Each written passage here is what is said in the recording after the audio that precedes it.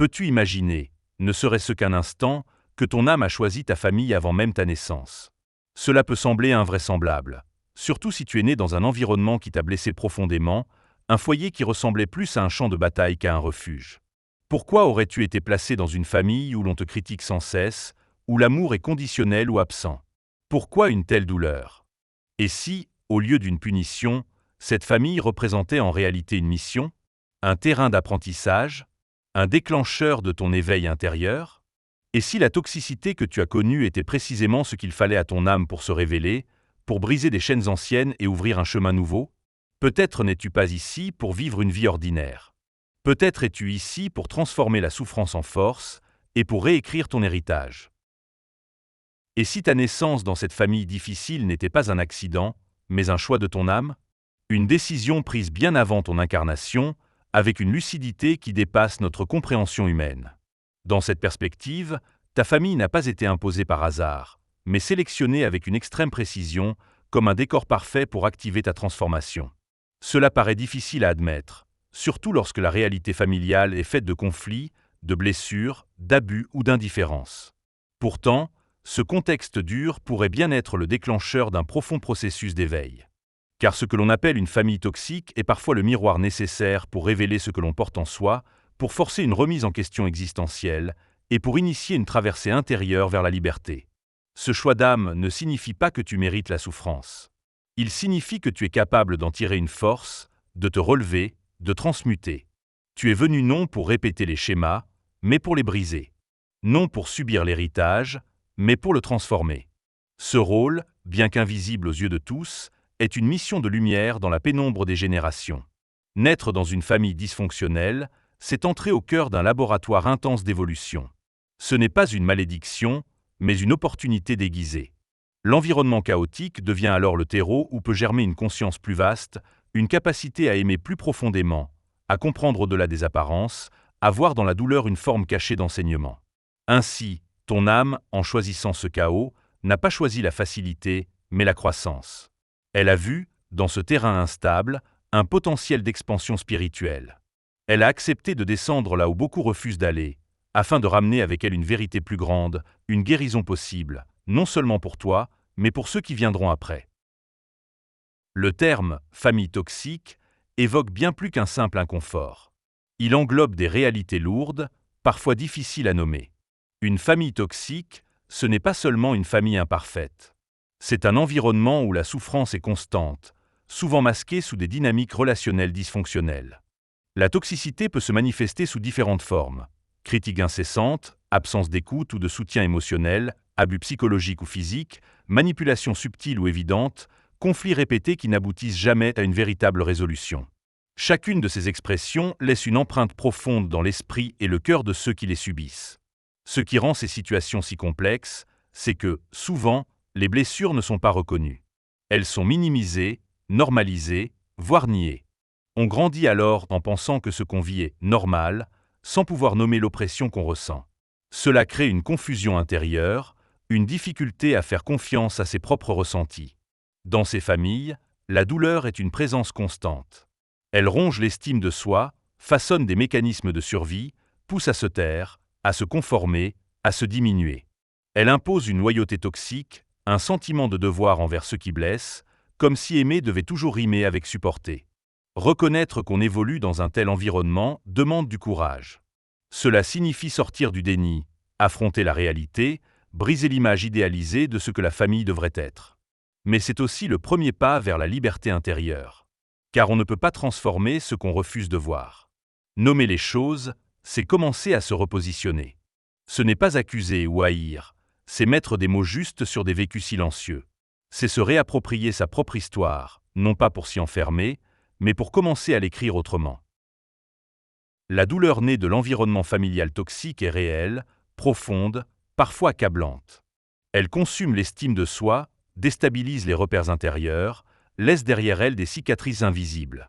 Pourtant, cette même douleur peut, dans certains cas, devenir un point de bascule. Ce qui semble nous briser contient aussi le potentiel de nous réveiller. Car vivre au cœur d'un chaos familial, c'est être forcé de voir la réalité telle qu'elle est, sans filtre. C'est faire face très tôt à la complexité humaine, à la part d'ombre, à l'injustice du monde. C'est être confronté à des vérités que d'autres ne perçoivent que bien plus tard, s'ils les voient un jour. Cela accélère la maturation intérieure, oblige à questionner, à chercher un sens. Cette confrontation, aussi douloureuse soit-elle, peut ouvrir des portes. Elle brise les illusions confortables, pousse à développer une lucidité aiguë, une capacité à lire entre les lignes, à ressentir au-delà des mots. L'intuition se raffine, la compréhension du monde devient plus fine, plus profonde. Ce qui était une blessure devient alors une source d'intelligence émotionnelle.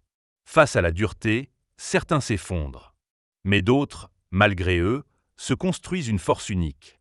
Une résilience, forgée par la nécessité de survivre à l'intérieur même de la structure censée protéger. Ce paradoxe, souffrir là où l'amour devrait régner, devient le terreau d'une transformation radicale. Ce n'est pas un parcours glorieux. Il n'est ni linéaire ni doux. Il est fait de chutes, de silence, de colère rentrée. Mais dans ce tumulte, il y a des prises de conscience fondamentales.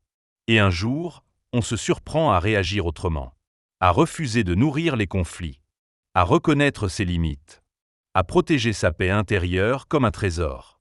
Alors, ce n'est plus uniquement une histoire de douleur. C'est le début d'une autre voie, d'une autre lecture de soi et du monde. L'épreuve n'est plus un poids, mais une invitation. Une initiation silencieuse vers une version de soi plus alignée, plus consciente, plus entière. Dans bien des cas, les blessures que l'on porte ne sont pas entièrement les nôtres. Elles s'inscrivent dans une chaîne invisible qui traverse les générations. Les schémas familiaux, qu'ils soient faits de peur, de colère, de silence ou de honte, se répètent souvent sans qu'on en ait conscience. Ce sont des héritages émotionnels, des réflexes conditionnés transmis par mimétisme ou par absence de conscience. Ces transmissions ne sont pas toujours visibles. Elles peuvent se loger dans des comportements anodins, des croyances sur la vie, sur soi, sur les autres. Une peur de s'exprimer. Une tendance à l'autosabotage. Un sentiment persistant d'indignité. Derrière ces blocages se cachent parfois les douleurs non résolues de ceux qui nous ont précédés. Lorsque ton âme choisit d'entrer dans une lignée blessée, elle accepte aussi une mission, celle de rompre le cycle. Non pas pour accuser, ni pour juger, mais pour apporter une autre énergie, une conscience nouvelle. Pour faire ce travail, il faut d'abord reconnaître ces transmissions. Identifier ce qui ne t'appartient pas. Observer les croyances héritées, les réactions automatiques, les émotions qui semblent surgir sans raison. Ce processus demande une grande honnêteté. Il ne s'agit pas seulement de voir le mal dans la famille, mais de comprendre que les comportements destructeurs ont souvent été des stratégies de survie. Ce que tu reçois est le fruit d'une chaîne de blessures non guéries. En prenant la décision de ne pas répéter, tu poses un acte puissant, celui de la rébellion lucide, du changement enraciné. Rompre un schéma, c'est aussi en créer un nouveau. C'est proposer un autre modèle à ceux qui t'entourent, même s'ils ne sont pas prêts à l'adopter. C'est semer quelque chose de différent dans une terre ancienne. Et cette graine, même minuscule, peut un jour changer le paysage d'une lignée entière. Tu n'es pas ici pour être le prolongement passif de ton héritage. Tu es ici pour y insuffler de la lumière, pour interrompre l'automatisme et pour écrire une nouvelle page que les générations futures liront peut-être comme un tournant. Quand on grandit dans une famille toxique, il est facile de croire que l'on vaut peu, que notre voix ne compte pas, que l'amour est une récompense à mériter plutôt qu'un droit inné. Ce climat détériore l'image de soi, installe la culpabilité comme toile de fond et nourrit l'idée qu'il faut constamment prouver sa valeur. Pourtant, c'est précisément dans ce contexte hostile que peut émerger une force intérieure insoupçonnée. Reconnaître sa propre lumière, c'est commencer à s'extraire de la narration imposée. Ce n'est pas renier les blessures, mais les regarder avec une nouvelle conscience. Elles ne sont pas des preuves de ton échec, mais des témoins de ton cheminement. Lorsque tu comprends que tu n'es pas responsable des limites émotionnelles de ta famille, tu cesses de courir après leur approbation. Tu te rends compte que leur froideur, leur silence, leur jugement ne définissent pas ta valeur. Tu te réappropries ton identité en découvrant que tu peux t'aimer sans attendre leur permission. Cela passe par de petits gestes, souvent invisibles aux yeux des autres. Poser une limite, dire non, se choisir, même dans les moments les plus simples. Ces gestes sont des actes de guérison. Ils sont les fondations d'un nouveau regard sur toi-même. Chaque fois que tu te choisis, tu fortifies ton espace intérieur. Ce processus est lent. Il ne se fait pas du jour au lendemain. Mais un jour, tu remarques que tu réagis différemment. Tu ne te justifies plus face aux accusations. Tu ressens moins le besoin de plaire. Tu te sens légitime, même sans validation extérieure. Cette stabilité intérieure est le signe que ta lumière a commencé à briller. Reconnaître ta lumière, c'est affirmer que tu es complet, même dans tes imperfections. C'est comprendre que ton histoire ne t'a pas brisé, elle t'a révélé. Elle t'a donné une profondeur que rien ne peut enlever. Ce n'est pas l'absence de douleur qui prouve ta force, mais ta capacité à t'en relever encore et encore. Guérir d'une histoire familiale marquée par la toxicité n'est jamais un processus simple ni rectiligne. Ce n'est pas une ascension constante vers la paix intérieure. C'est un parcours parsemé de retours en arrière, de doutes, de moments d'espoir suivis de rechutes émotionnelles. Certaines journées donneront le sentiment d'avancer, d'avoir surmonté les vieux mécanismes. Et d'autres, au contraire, raviveront les blessures, te plongeant dans le doute, l'angoisse ou la tristesse. Cette oscillation fait partie intégrante du processus de guérison. Il ne s'agit pas d'un échec, mais d'une dynamique naturelle, celle de couches profondes qui remontent à la conscience pour être intégrées. Les traumatismes familiaux ont souvent créé des réflexes de protection. Se taire, éviter les conflits, se rendre invisible, se suradapter. Abandonner ces automatismes prend du temps, car ils ont parfois été les seules stratégies de survie. Il faut une grande patience pour déconstruire ce qui a été solidement ancré depuis l'enfance. La guérison demande aussi de traverser des émotions difficiles. Rejet, trahison, culpabilité, peur d'être soi. Mais chaque fois que tu fais le choix de la compréhension plutôt que du jugement, de l'amour plutôt que de la rancune, tu desserres un peu plus les chaînes qui te lient à ces anciens schémas. Accepter que la guérison soit imparfaite, c'est déjà un pas vers l'apaisement. Il ne s'agit pas de devenir invulnérable, mais de devenir plus conscient. De savoir reconnaître ses limites, ses douleurs, ses fragilités, sans s'y identifier. D'apprendre à s'accueillir pleinement, même au cœur des tempêtes émotionnelles. Chaque geste de bienveillance envers toi-même, chaque instant où tu te choisis, même quand c'est difficile, participe à cette reconstruction intérieure. Tu n'effaces pas ton passé, mais tu choisis de ne plus le laisser écrire ton présent. C'est un chemin exigeant, mais chaque pas compte. Et même lorsque tu ne le vois pas encore, le changement est en cours. Dans un environnement toxique, poser des limites est souvent perçu comme un acte de rébellion, presque une trahison. On t'a peut-être appris que dire non, refuser une interaction blessante ou prendre de la distance, c'était être égoïste, ingrat ou insensible. Pourtant, établir des frontières claires est une nécessité vitale pour préserver ton intégrité. Il est courant de confondre loyauté et soumission, amour et tolérance à l'inacceptable. Mais choisir de ne plus participer à certaines dynamiques ne signifie pas cesser d'aimer. Cela signifie s'aimer suffisamment pour ne plus se laisser briser. La limite n'est pas un mur, c'est un espace sacré dans lequel ta dignité peut respirer. Poser une limite, ce n'est pas toujours rompre le lien. Parfois, il s'agit simplement de changer le cadre, d'ajuster l'intensité des interactions, de refuser certaines conversations ou de ne plus s'exposer aux attaques répétées. D'autres fois, la rupture est nécessaire, lorsque le respect de soi ne peut plus cohabiter avec la présence de l'autre. Ce choix est souvent douloureux. Il peut impliquer de se détacher non seulement physiquement, mais aussi émotionnellement, énergétiquement. Car l'attente d'un changement de comportement ou d'une reconnaissance du mal subi peut devenir une souffrance en soi. C'est pourquoi il est essentiel de comprendre que la transformation ne commence pas chez l'autre, mais en soi. Mettre des limites, c'est reprendre le pouvoir sur sa vie. C'est affirmer qu'on mérite de vivre dans un environnement sain, même si cela implique de marcher seul un temps. C'est une déclaration d'amour-propre, un acte de souveraineté. Et bien souvent, ces limites agissent comme des révélateurs. Elles dévoilent les véritables intentions, la capacité ou non de l'autre à évoluer. Avec le temps, ces choix difficiles deviennent des repères. Ils t'aident à construire une relation différente à toi-même, fondée sur le respect, la clarté et l'écoute. Tu réalises que protéger ton espace intérieur n'est pas une faiblesse, mais une forme de maturité profonde. Une preuve que tu as compris que ta paix n'a pas de prix. Le pardon, dans le contexte d'une famille toxique, ne signifie pas excuser ce qui s'est passé ni effacer les souffrances. Il ne suppose pas non plus que la personne responsable reconnaisse ses torts. Le pardon est un choix que l'on fait pour soi, un acte d'autonomie intérieure. C'est décider de ne plus porter en soi la charge émotionnelle du passé. La colère, la haine ou la rancune peuvent devenir des prisons aussi étouffantes que les dynamiques que l'on cherche à fuir. Elles consomment l'énergie vitale, nourrissent l'amertume, empêchent d'avancer. Pardonner, c'est relâcher cette emprise, c'est retirer à l'autre le pouvoir de continuer à dicter notre état émotionnel. Ce geste ne se fait pas en un jour. Il peut surgir après de longues traversées intérieures, lorsque l'on comprend que les actes blessants des autres ne parlent pas de notre valeur, mais de leurs propres blessures. On cesse alors de prendre personnellement ce qui relève de leur incapacité à aimer, à écouter, à soutenir. Dans cette prise de recul, la compassion peut émerger. Pas une compassion naïve, qui nierait la douleur, mais une forme de compréhension lucide.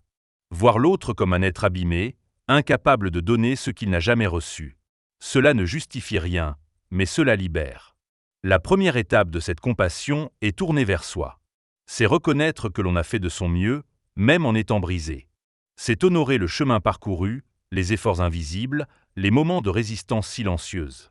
C'est se réconcilier avec ses propres réactions, parfois excessives, nées d'un besoin désespéré d'être aimé. Ce pardon est une alchimie. Il transforme la mémoire douloureuse en sagesse. Il rend possible une nouvelle narration de son histoire. Il redonne de la fluidité à ce qui était figé. Il permet de poser des actes nouveaux, dégagés de l'ombre du passé. Choisir la compassion, c'est refuser que les blessures anciennes continuent de dessiner les contours de ta vie. C'est te réapproprier ton pouvoir, non pas dans la vengeance, mais dans la paix retrouvée. Et c'est dans cet espace de paix que peut enfin s'installer la véritable liberté. Lorsque tu chemines vers ta propre guérison, tu peux avoir l'impression d'être seul, isolé dans ta démarche. Pourtant, tu fais partie d'un vaste réseau d'âmes à travers le monde, engagées elles aussi à rompre des cycles anciens, à penser des blessures profondes et à reconstruire un nouvel héritage. Ce que tu fais pour toi, tu le fais aussi pour les autres. Car chaque pas vers la lumière, chaque limite posée, chaque acte de compassion envers toi-même résonne bien au-delà de ta personne. Ces gestes invisibles deviennent des signaux, des balises pour ceux qui te côtoient, même s'ils ne le formulent pas. En incarnant ce changement, tu deviens un exemple silencieux. Tu offres une autre manière d'être, de réagir, de vivre. Tu montres que l'on peut exister en dehors des schémas hérités, qu'il est possible de vivre sans reproduire l'oppression, la peur ou la violence. Certains membres de ta famille peuvent percevoir ce changement, même s'ils ne le comprennent pas. D'autres peuvent s'en sentir menacés. Et d'autres encore, un jour, trouveront en toi l'inspiration dont ils avaient besoin pour amorcer leur propre chemin. Ce rôle n'est pas toujours reconnu, mais il est précieux. Ce que tu transformes aujourd'hui allège aussi le chemin des générations futures. Tu plantes des graines dans une terre que d'autres fouleront après toi. Peut-être que tes enfants, ou les enfants de ceux que tu inspires, grandiront avec une conscience différente, libérés de certains poids que tu as accepté de porter et de dépasser. Même si le changement est discret, il est réel. Il infuse les relations, les espaces, les regards. Tu deviens porteur d'une autre énergie. Et cette énergie, même silencieuse, éclaire. Elle ouvre des portes là où il n'y avait que des murs. Elle permet à d'autres de croire en la possibilité d'une autre manière de vivre et d'aimer. Tu n'es pas seul. D'autres ont marché avant toi. D'autres marchent à tes côtés. Et d'autres marcheront après. Mais ta lumière, unique, compte. Elle éclaire un chemin qui n'existait pas encore. Et c'est cela, profondément, porter la lumière pour les autres. Ta famille ne définit pas ta valeur. Même marquée par la douleur, l'histoire dont tu viens ne limite pas celle que tu es en train d'écrire. En choisissant de guérir, de poser des limites, de pardonner, tu t'éloignes du besoin d'approbation et tu retrouves ton axe. Tu prends appui sur tes blessures non pour t'y enfermer, mais pour bâtir une version de toi plus libre, plus forte, plus vraie. Ce chemin n'est pas simple. Mais chaque pas que tu poses le rend possible pour d'autres. Tu répares silencieusement ce que d'autres n'ont pas pu guérir. Et cette réparation a un pouvoir immense. Alors si ce message résonne, souviens-toi, tu n'es pas seul. Et si tu veux continuer ce voyage de conscience et de libération, abonne-toi à la chaîne et laisse un like. Ensemble, éclairons des chemins oubliés.